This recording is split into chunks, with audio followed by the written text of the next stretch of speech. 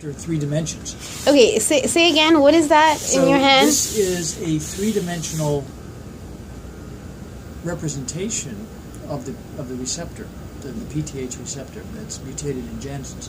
And this actually sits in the cell membrane, the surface of a bone cell, so that the hormone normally comes in and binds on the outside and fits in this little pocket. You can see the little pockets? Right. So the hormone fits right in there perfectly. It follows the shape, and it has a nice complementarity, and it fits in like a key going into a lock.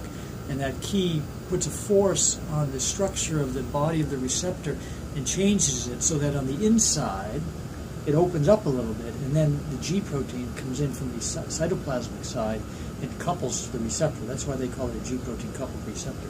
And this is based on the exact crystal structure of the real protein. This is exactly, every atom is in the right shape, in the right position. And so that's exactly what it looks like at the molecular level. So we know how the atoms move and how the receptor is structured.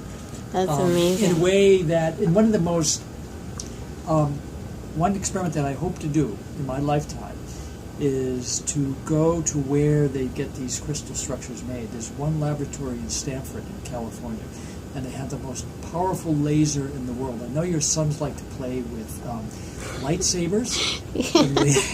This is the most powerful lightsaber in the world, and it shoots a beam of X-rays. It takes almost as much energy from the sun, puts it into a beam, and then makes that beam smaller and smaller and smaller, and concentrates the energy until it's smaller than a pinpoint.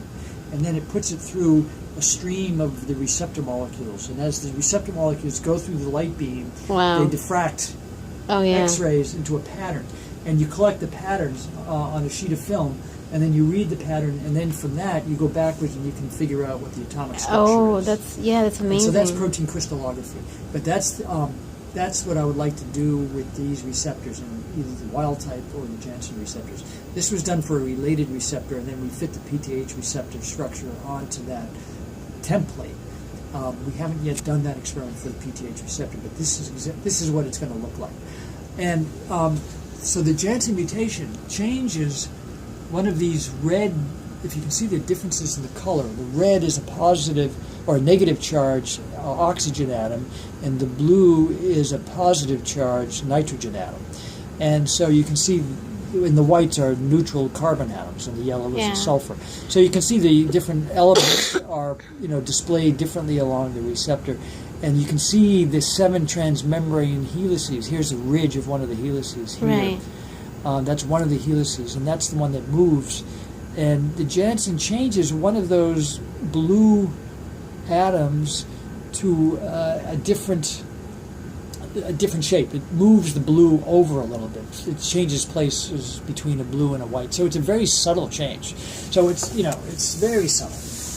But that is enough to cause the receptor to be a little bit more active than it should.